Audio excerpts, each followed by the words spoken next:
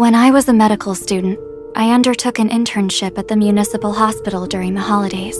Several of my peers I went there with were held in high regard for their talents and were soon assigned to assist in seeing the patients. I was the only one doing work that was similar to that of a nurse on the ward. However, I had nothing to complain about. You see, I had become accustomed to such treatment.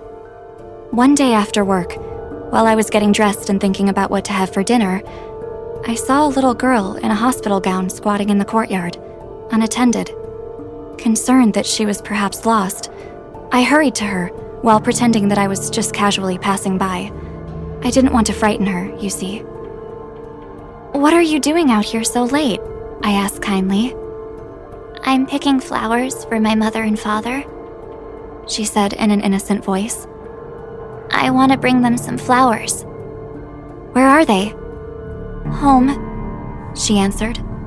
"I live here alone." "How brave of you," I sincerely complimented her. "Let me help you. After picking some flowers for them, I'll take you back to your room, okay?" She shook her head, but then nodded. She stood up and handed the flowers to me. It was a beautiful bouquet of red flowers that I hadn't seen in the courtyard before. "Can you give them to my parents for me?" She stood, looking up at me timidly with her gray eyes, and I noticed there were bruises on her arms left by injections. I took the flowers, led her to the corridor, and watched her slip back into her room.